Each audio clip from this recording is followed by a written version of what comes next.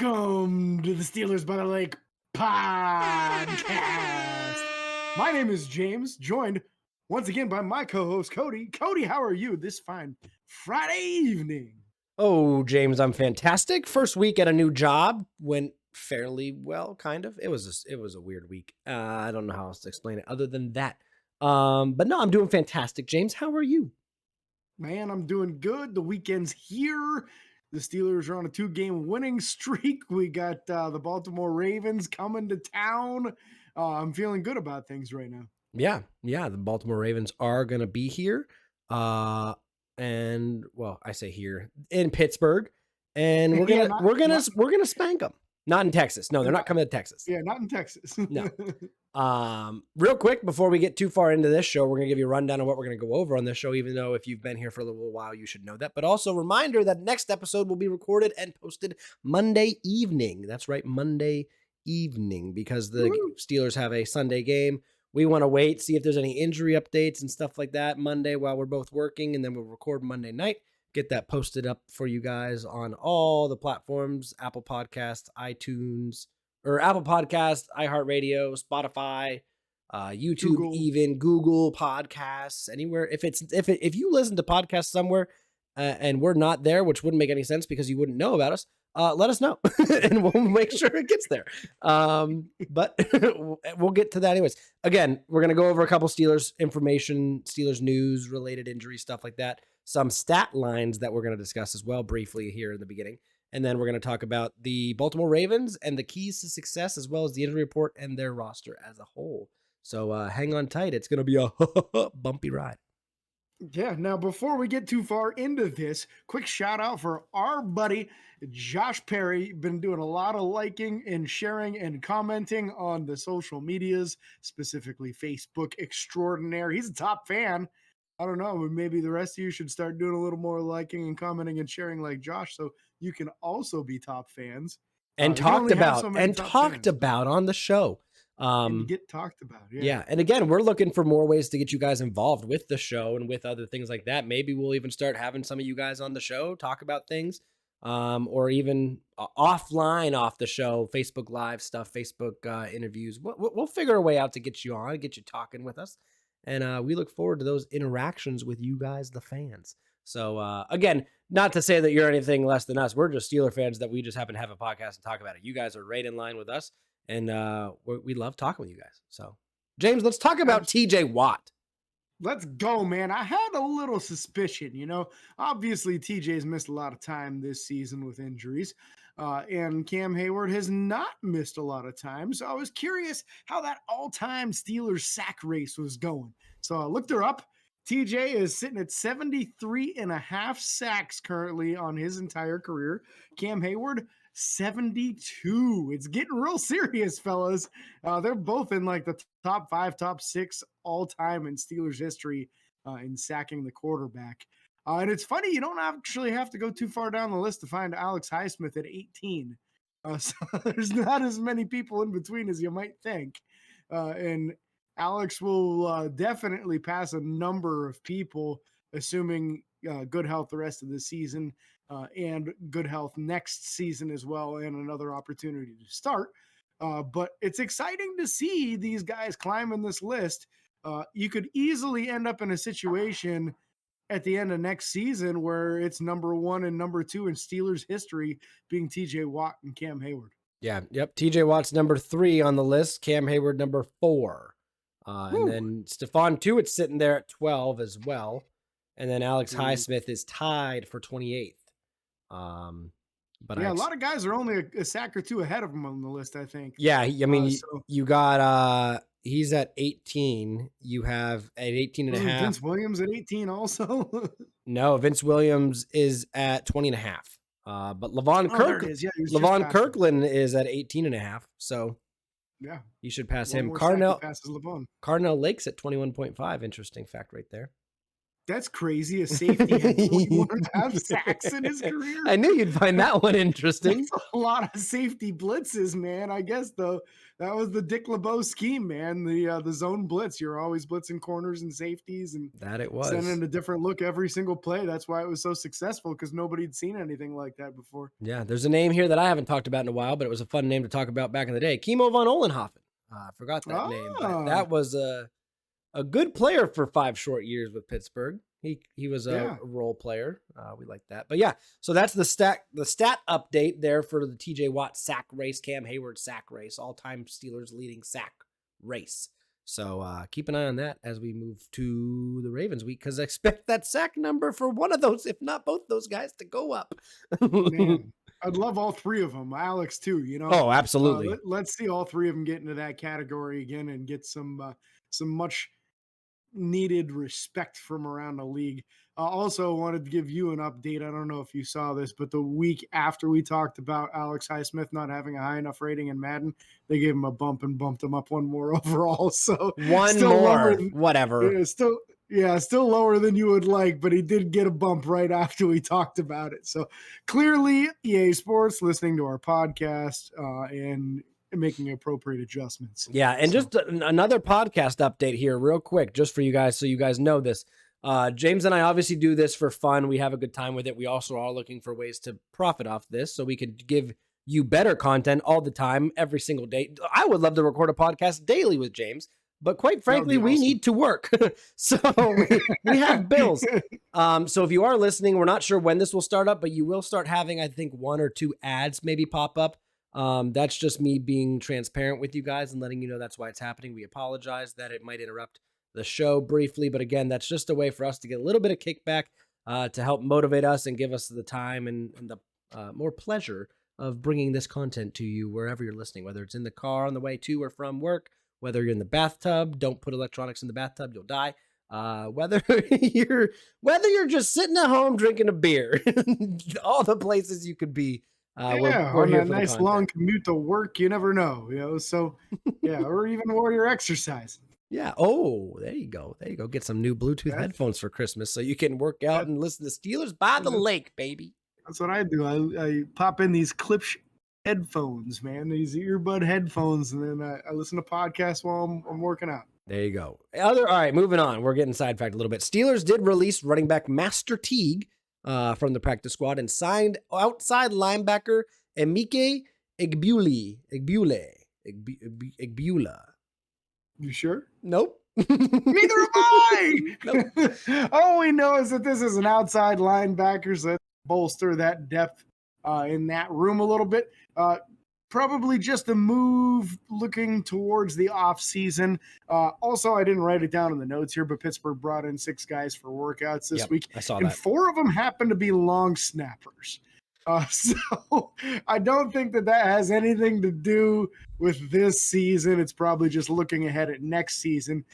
Because one of the things that we noted in the offseason this last year before the 2022 season was a lack of a backup long snapper.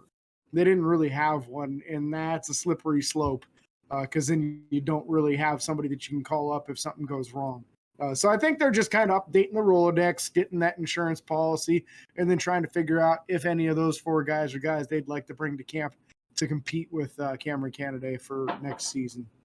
Yeah. So moving on, another Cam Hayward topic. Cam Hayward was chosen for Pittsburgh Steelers Walter Payton Man of the Year award. Now, that doesn't mean he gets the reward, but that's the player they chose to represent our Pittsburgh Steelers. So each team gets one player to represent, and then they get voted at the end of the year. And same thing with all the MVP stuff. When all that stuff gets announced, that's when the Walter Payton Man of the Year award will be announced as well. Yep. So he's our nominee, and this is his 5th time being our nominee.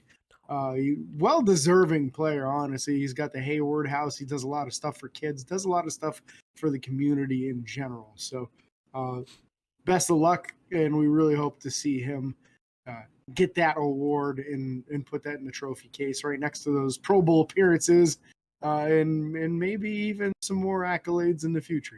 Yeah, you never know. He could be kicking up his shoes real good. Someone else who's kicking up their shoes and kicking balls, Chris Boswell. returned to practice and has started his 21-day window to return from the IR. Don't expect that to be this week. I kind of it would have probably happened by now, in my opinion. So I think we have one more week of Matthew Wright. My guess would be. You think they do that on Saturday? It's real possible, yeah. But they don't need to. That's the thing. There's no reason to rush this move. Matthew Wright's doing a nice job kicking, unless you think that the return man for the Ravens is going to pose a real serious problem if you can't boot the ball out of the back of the end zone, and Matthew Wright just doesn't have the leg strength that Chris Boswell has. So if Boz is 100% and he can boom him out of the back of the end zone like normal, okay, you make the move just to make it easier on yourself on kick coverage unit. But otherwise, I don't know. I don't see the need to rush it. Matthew Wright the last 3 weeks has been perfect. Don't worry, I just knocked on wood. So yeah, I mean, hey, kid's having a nice season. And if you were in a situation where he was your regular kicker, you'd probably be pretty decently happy with him. Oh yeah, absolutely. And then so now we're going to go over the injuries for the Steelers and the Ravens. James, who you want to go for? You want to do home team or away team? I'll tell you what, let me take care of the home team this week. So we've got, being that it's Friday night when we're recording, we actually have game statuses out, which is one of the reasons we really wanted to switch and start doing these shows for you guys on Fridays. So we have a little more information, a little bit less guesswork going on here. So Deontay Johnson with his hip is questionable. He was limited in practice on Friday and did not participate in practice previous to that. Malik Reed with his back is questionable. And he also has been having some issues with practice, although trending in the right direction this week. So he was a full participant Friday. TJ Watt with his ribs also questionable. TJ is just, honestly, he's been a limited participant. And there's been some do not participates. But I got a feeling that what happened on this, now that we're on week 2 of this rib injury, is that he probably cracked one. This is probably a little bit more than bruised ribs or a pulled muscle or something. He probably cracked a stinking rib, and that takes about 4 weeks to heal up. And that would make sense as to why he's not looked as powerful on the field and not quite as impactful as what he was previously. But he's playing through it, and hats off to him for that. So short of those guys, Larry Ogunjobi missed some time this week, but was a full participant Friday. Same with Chuks Okorafor with a shoulder. Najee with his oblique went full on practice today, so he's likely to play. And then Cam Hayward, once again, that contusion on the birth certificate keeps on creeping up on him on Thursdays. If that sounds familiar, that was a Ben Roethlisberger thing too. He did not practice all week long. He always got a day of rest each week. So similar practice what they're doing with Cam Hayward here. And honestly, I think it's a good strategy because as the season's gone along, he seems to be getting a little bit more productive in the games. So rest him during the week. I don't really care how much Cam practices during the week. He doesn't need it. And honestly, the young guys behind him do. So I'm not too worried about whether or not Cam practices. As long as he's not sitting on the sideline not doing anything, I think he should still get a lift in here and there, some jogging. Yeah, I guarantee you he's still doing that. It's just giving the knees and the ankles, giving them all rest so that you're actually fully healthy and fully rested up. And allow someone else to come in and get reps with the one. That's great. That's great for them. It's great for him. Yeah, especially when you think about it, most of the week, Larry Ogunjobi. So that means, the young guys are getting those reps. Yeah. Loudermilk and DeMarvin Leal are getting some of those reps. I'm sure they're splitting it, or one of the two of them is getting a bunch of reps. But that's great experience for these guys because they're going to be extremely important parts of the future going forward. Yeah, absolutely. All right, now it's time to look at this Baltimore Ravens defense. Actually, excuse me, their entire team, not just the defense. I'm just looking at defensive guys here. It looks like the entire team's out. Well, it looks that way. However, so these guys, there's 5 guys here that are just, actually, excuse me, 6 guys that were just listed as rest or personal issues. You had Calais Campbell, who did not participate because of rest. Tristan Colin, the center, who did not participate because of personal reasons. Devin Duvernay, their wide receiver / return man, was resting. Justin Houston, outside linebacker, was resting. You also had cornerback Marcus Peters resting and Morgan Moses, offensive tackle, resting. So a lot of those guys did not participate a lot all week. All no game status. I'm assuming that just means they're a go. Yeah. And then you have guys like Patrick McCarry, starting offensive tackle with a toe injury. Didn't participate Wednesday, limited Thursday, full Friday. He's probably a go, but listed as questionable. Delshon Phillips, linebacker with a quad injury. Limited participation most of the week, but full today. Probably a go. Patrick Queen, the outside linebacker with a thigh injury. Limited all week, full today. Questionable for the game. More than likely a go. Kristen Welch, linebacker with a concussion. Full participation Wednesday, limited Thursday, and did not participate Friday. One of the questionable ones that I actually think might be questionable. He's probably not going.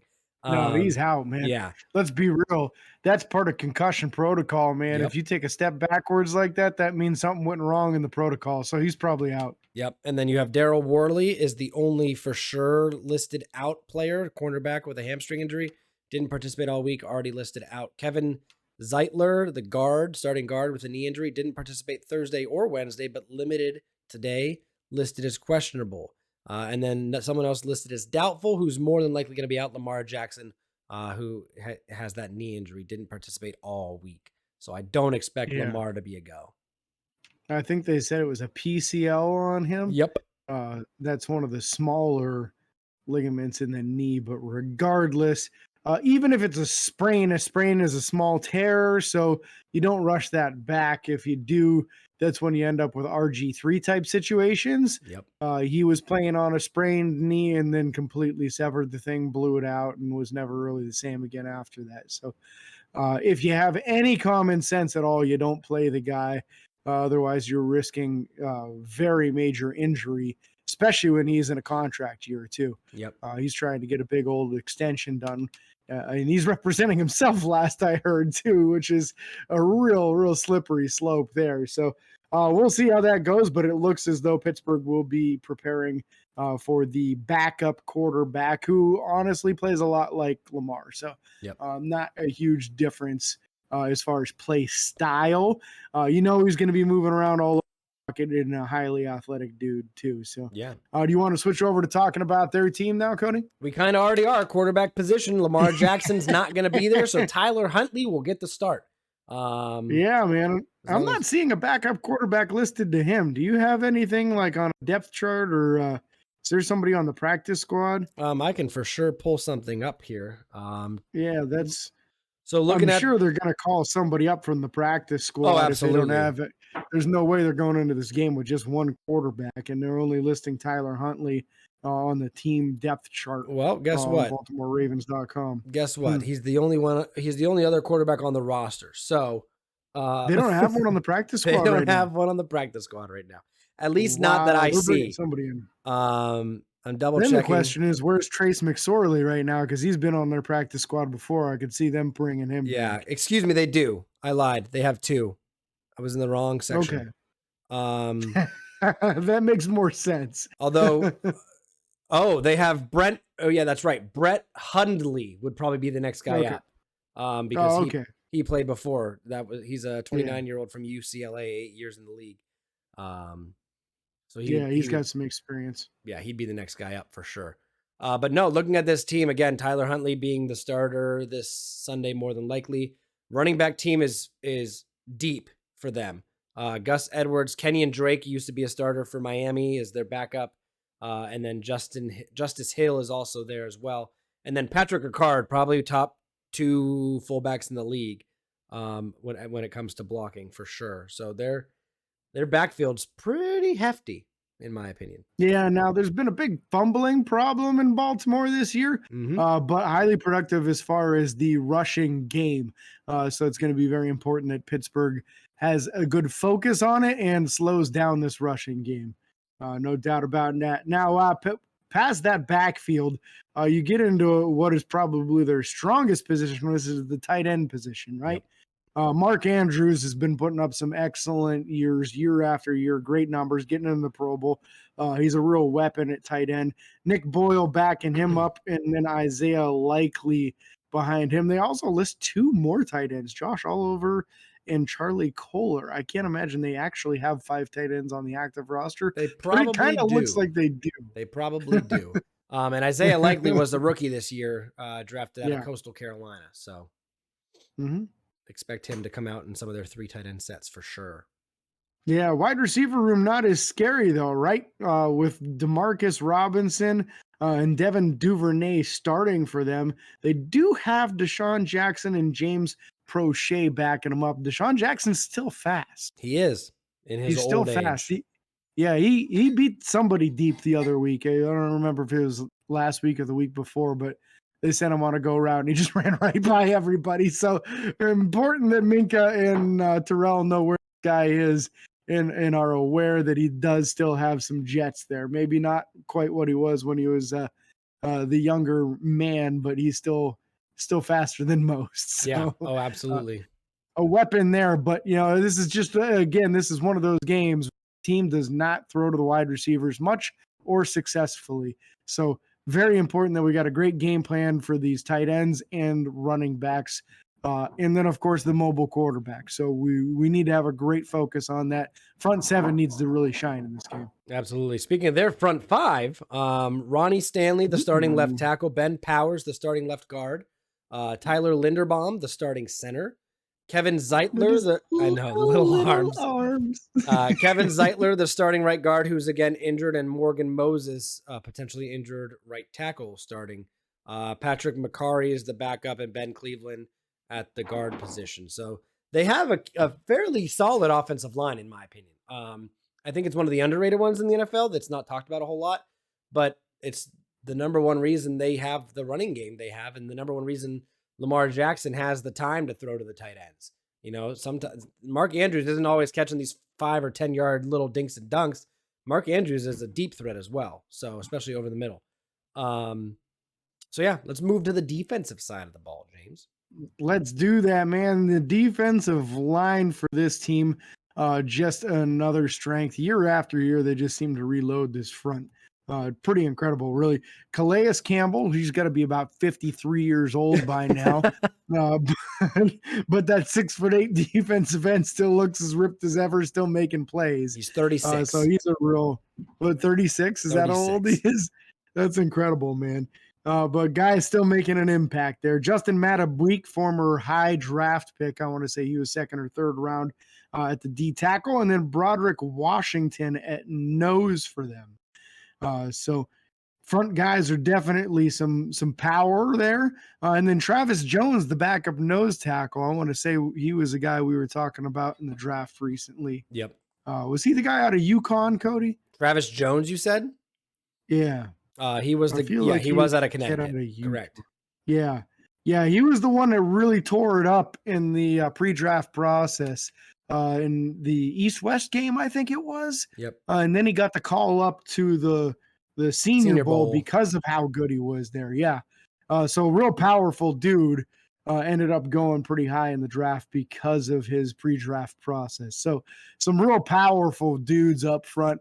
Important that Pittsburgh's able to either move them or go around them, but you got to be able to run the ball. So yeah. Linebackers, Cody, do you want to cover those guys? Yeah. So the you have the outside linebackers, the rush position. Yeah, the rush position.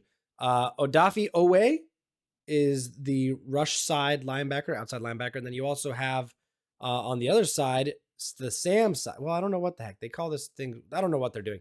Middle linebacker Roquan Smith, another middle linebacker Patrick Queen, and then the Sam linebacker Tyus Bowser. Now, it's important to note here, James, the backups at the outside linebacker positions here: Jason Pierre-Paul and Justin Houston.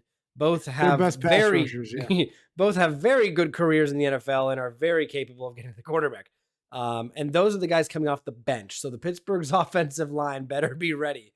And some real excellent speed rushers in this group too. Odafe Owe is the Penn State Nittany Lion. He went by Jason Owe when he and then when he went pro, went to the name Odafe, which I'm guessing Jason was a middle name or something.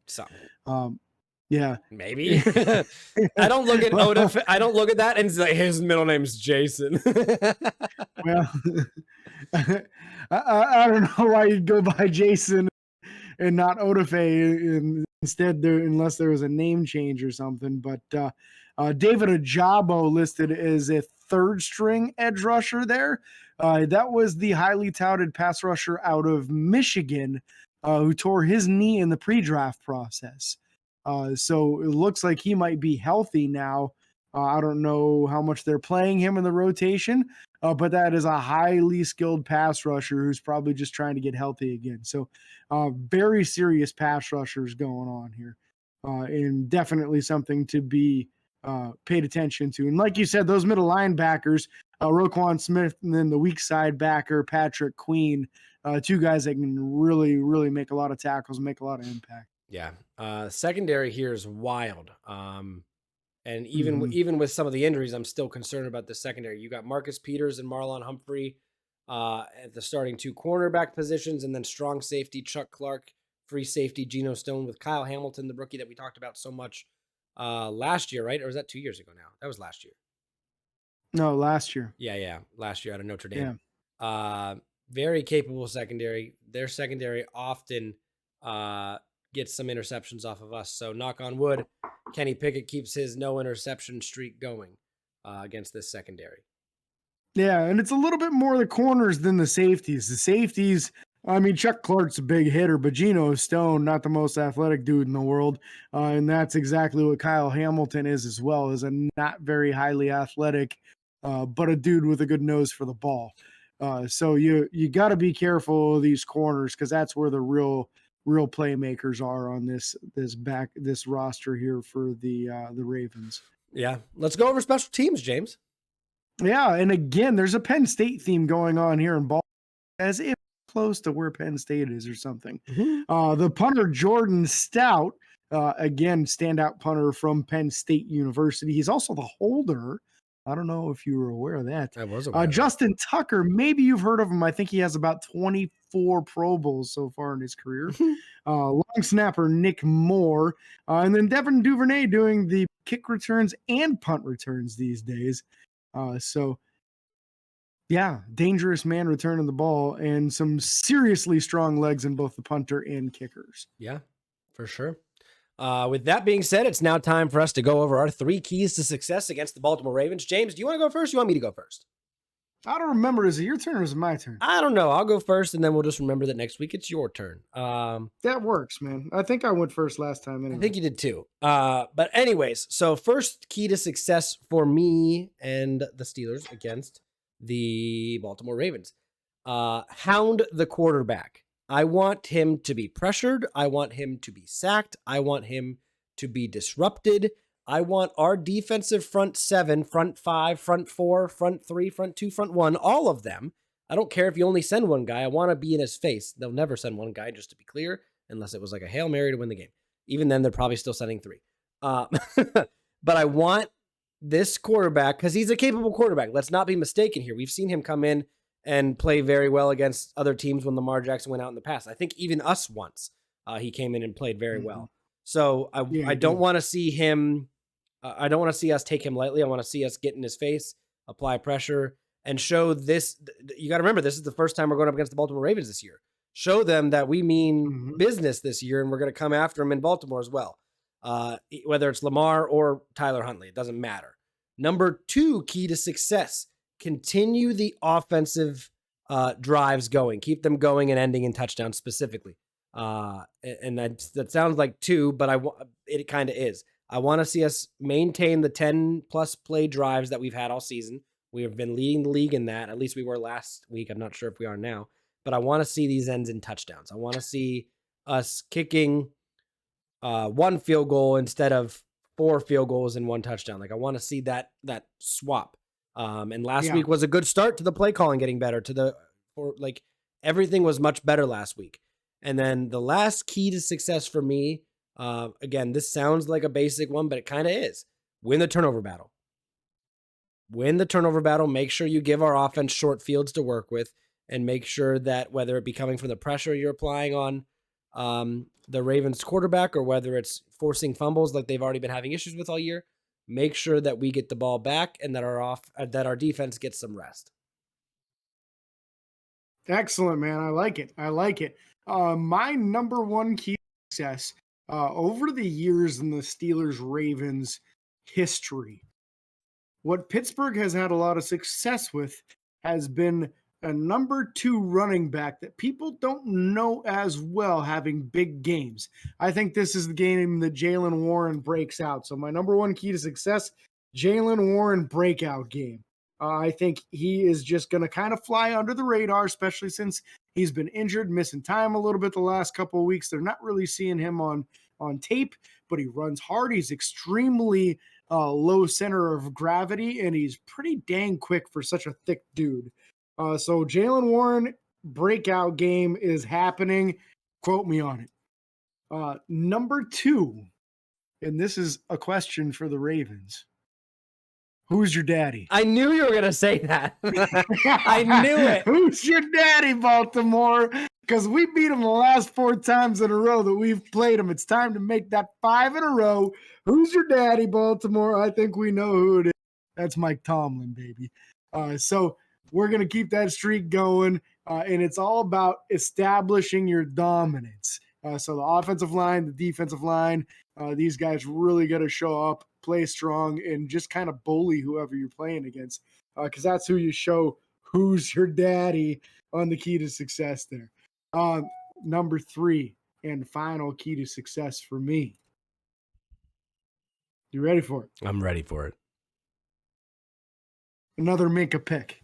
Ooh, specific player pick. Specifically I like it. Minka. I'm saying that Minka is, he's got still talking trash on him, which is crazy because he's got 4 picks on the year. Started the season off with a pick 6. Could have easily had a pick 6 last week, but took the team first approach of going out of bounds so we could kneel the ball and end the game and win for sure. I think he's going to be a little extra motivated, and with a backup quarterback in there, he's not going to be as aware as he should be of exactly where Minka is, because he's just going to be trying to go through his progressions, trying to find the right read, and he's going to forget that Minka's just sitting back there playing robber and taking him to the house. So here we go. Minka pick. It's happening. Lock it in, baby. We'll take it. I'll take it. That'll help me win my turnover battle. So I'll take that all day. So again, thank you guys so much for listening. Be sure to like and follow on all social media. Again, reminder, the next episode will be out Monday, late evening, early evening, somewhere in there, whenever we can get to recording it, getting posted for you. But again, we thank you guys so much. Like and follow on Facebook, Twitter, Instagram, YouTube. Subscribe and ring the bell. It's free. And until next time, this is your host, James and Cody, signing off. Peace.